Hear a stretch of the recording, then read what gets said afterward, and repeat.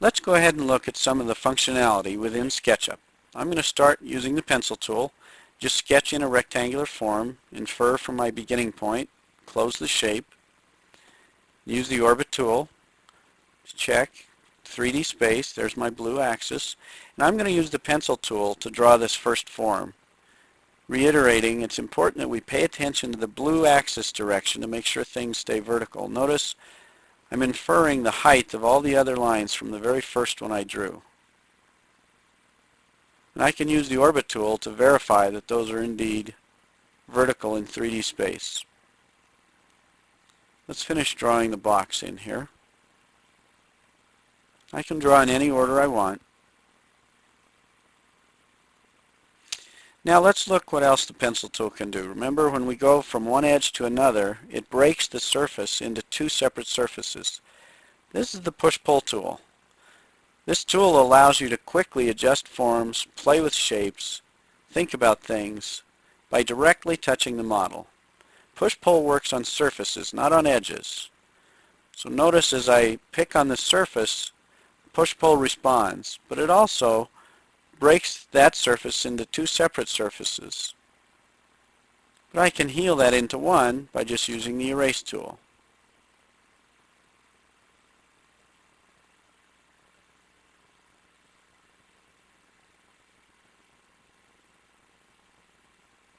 Again, I can add an edge here, allow me to pull that volume out with the push-pull tool. The push-pull tool is just an accelerated line drawing tool.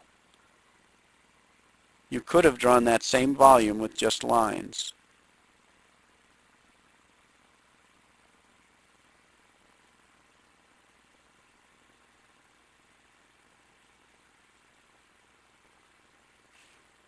We'll zoom extents. Now we'll use the rectangle tool.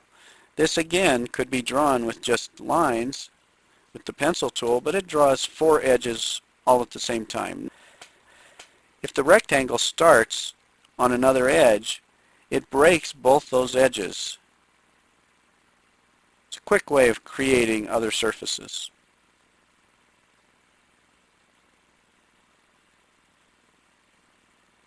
Looking at that top volume, let's say we wanted it set back from the main face of the building. We'll just use the pencil tool, draw in an edge, which breaks both those surfaces, and now push-pull can adjust it again.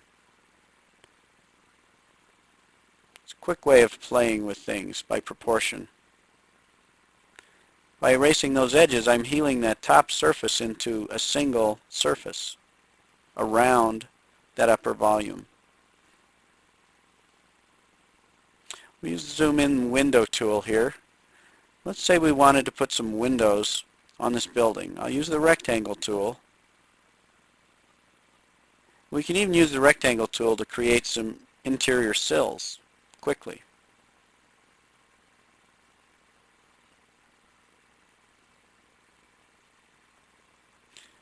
We can even use the midpoint inference point to lock that last sill.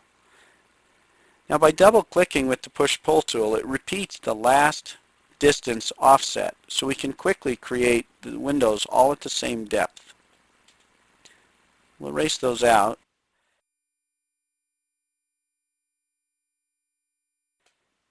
It cuts a hole in the side of that surface.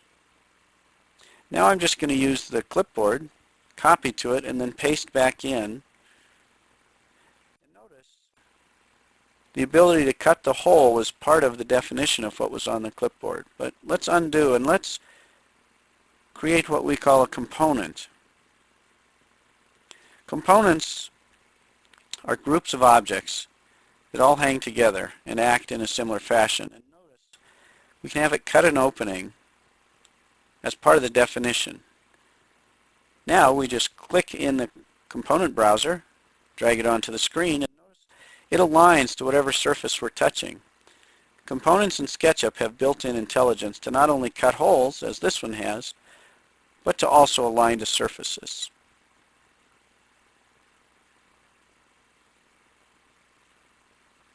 I'm going to grab both components and copy them to the clipboard. As I paste them in, they're now both components, so they're redefinable, but they also cut holes again.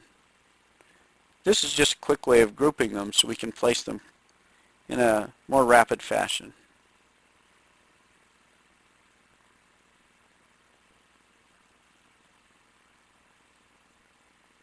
Notice if we don't like the placement, we can just slide them. The holes go with the components.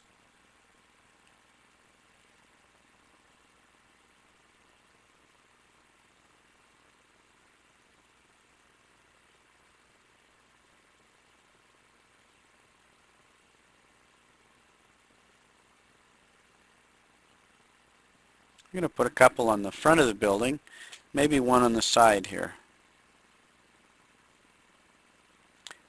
But now I want to play with the side of this building a little. So we'll take the pencil tool and we'll draw on that surface. We'll split right between the window banks. We'll move that window out of the way. Now notice what the push-pull does. As it pulls that face off the surface, the components that are locked to that surface go with it. We'll just incline that wall a little by moving the edge. Notice that protractor that keeps showing up. With components in SketchUp, when the Move tool moves over a component, those are rotation grips, and we could rotate those windows in place. We'll just play with the proportion here a little.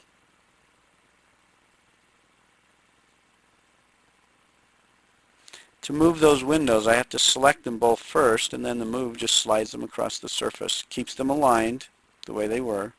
The Move tool can also move a whole surface in 3D.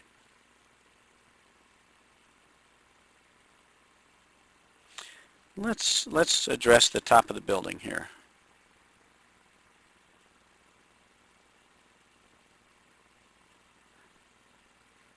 Again, we'll just use the pencil tool on a surface.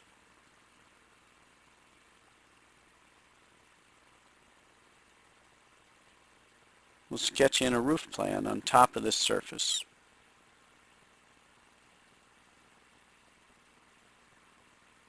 To select multiple objects, you can hold down Shift while you're picking. Allows you to pick a bunch. Now the Move tool can just loft that roof right off the surface.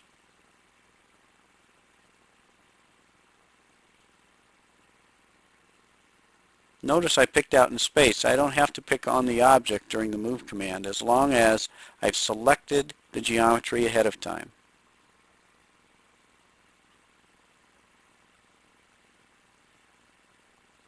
Let's put a roof on this lower form. Again, good old pencil tool. Infer across, complete it, draw some valleys in. Let's say we want a gable end here, sloping hipped gable.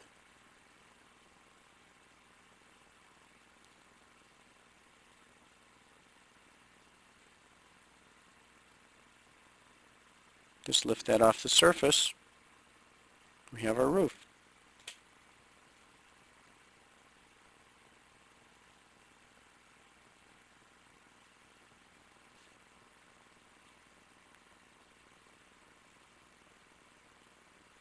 Let's put an entry in here. You can draw a rectangle on a face oriented in any direction. It breaks that geometry now. So now I have 3 different surfaces, but I'll erase that inner line. Now I have 2 separate surfaces. Let's take a look at a new advanced tool. First I'll move these to a keystone shape. We're going to look at the Offset tool. First I'll select the edges I want to offset. Hold down Shift so I can select a multiple. Then I pick the Offset tool, and it asks me a base point, then the amount I want to offset that inwards. I can also pick directly on a surface, and it knows all the bounding edges to be offset, but I wanted those to stay anchored at the base of the building. So I picked all the outside edges.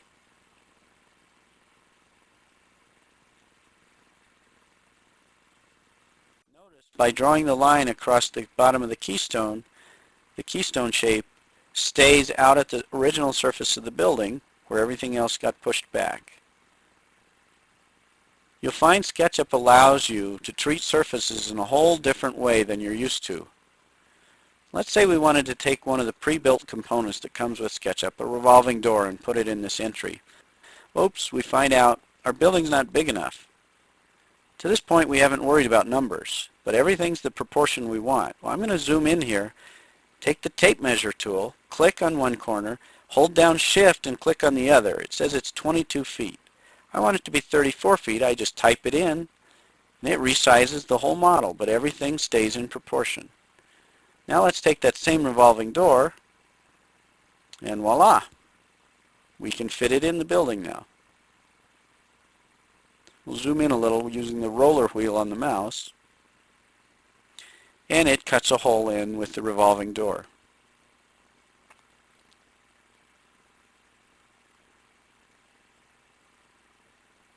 The zoom extends. Let's put some windows up in the upper tower.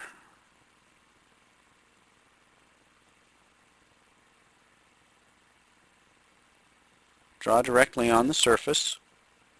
We'll infer up from the midpoint to give ourselves a dormer.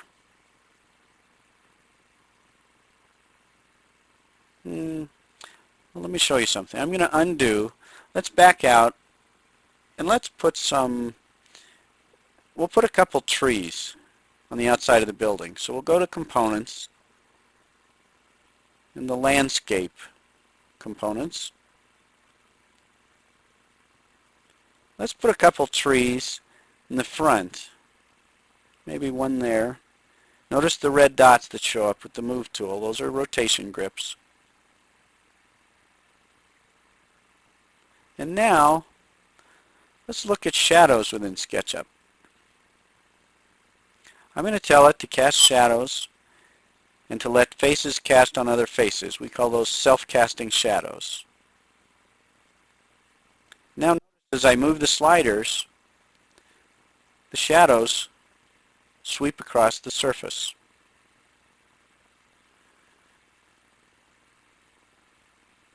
I'll set it to hidden line mode. Let's make it a more interesting architectural look, hand-drawn look, but we'll get rid of the extended edges. But the profile lines adjust as we rotate around. See how the shadows move as I slide?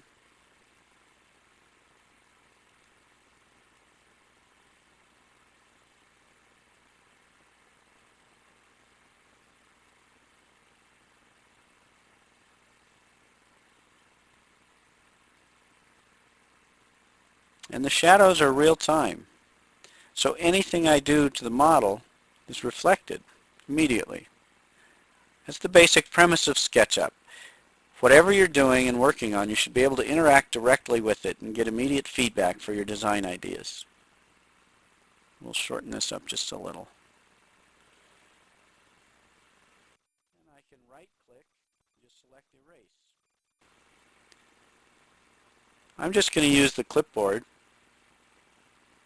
Oops, didn't quite get them all. I go to wireframe to check and make sure I haven't selected anything behind. I'll copy that to the clipboard and then paste it back in. And again, the whole gets pasted with it. So I don't have to define a component of it if I don't want to.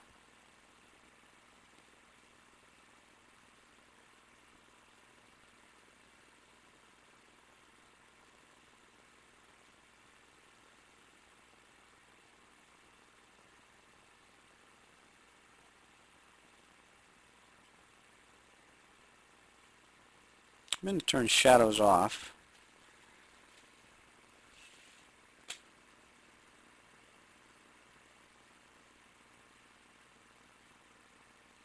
Within SketchUp, you can apply materials with the Paint Bucket tool. You can apply it to solid colors, or there are several textures that come with it. Let's put texture of squares on the outside of the building.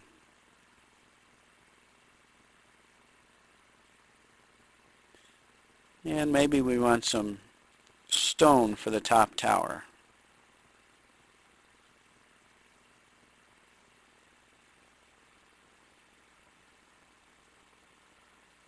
Touch on the surface and it flood fills that material onto the surface. Let's put some brick in the smaller form.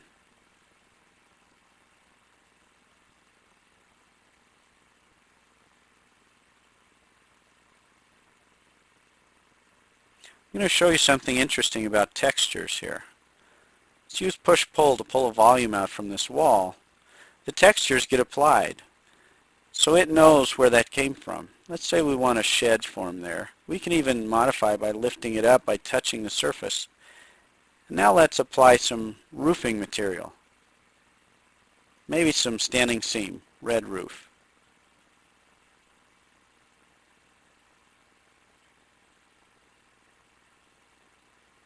Let's put some red roof on that upper form too, on the tower.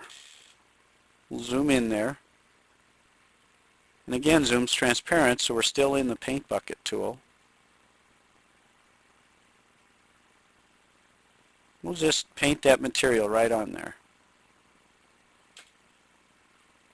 You can create your own textures and add them to SketchUp.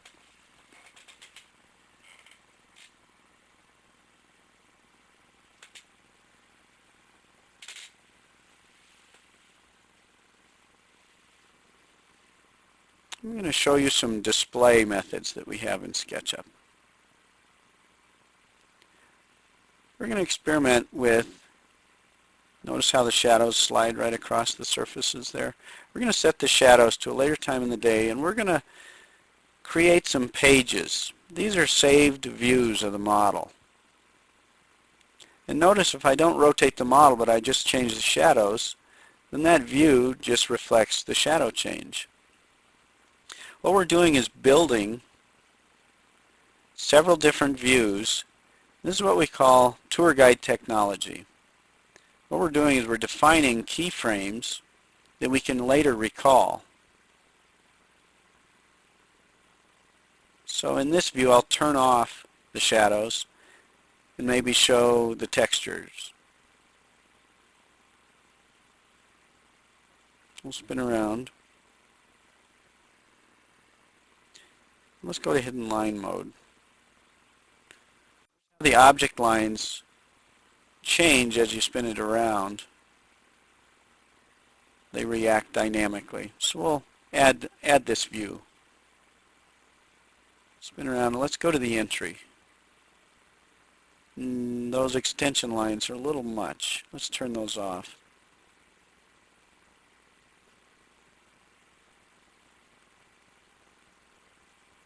We have textures here. Let's put those back on. Okay.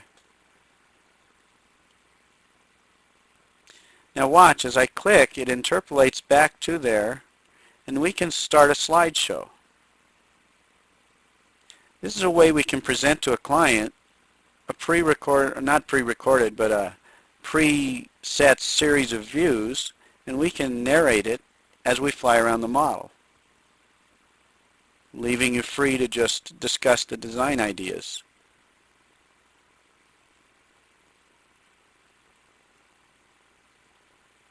I'm going to zoom out here.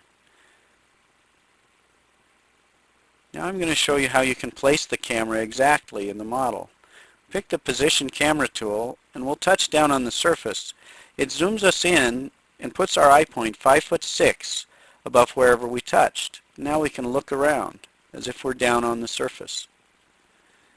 But let's increase our field of view so we can see more. We'll use a wide angle lens. We pick the zoom tool, hold down shift, and as I pull out it increases our field of view. Now I can look around again. Let's use the walk tool and let's walk into this model. So I can walk right through those doors into the inner space. And I realize, oops, I need some windows on that back wall. I'm going to save this view, save this page. I'm just going to recall one that's on the outside. Oops, I need the orbit. We'll spin around to the back side, and let's copy those two banks of windows down to the lower level. So I'll select them, use the Move tool, hold Control, and I have new windows. Now when I go back to page 6, those changes are dynamic. They're reflected And I can even turn on the shadows while I'm inside the building and see what's going to happen during the course of the day.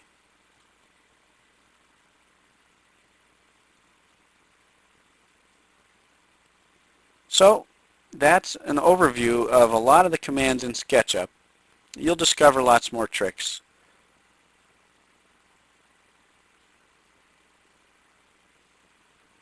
Have fun sketching!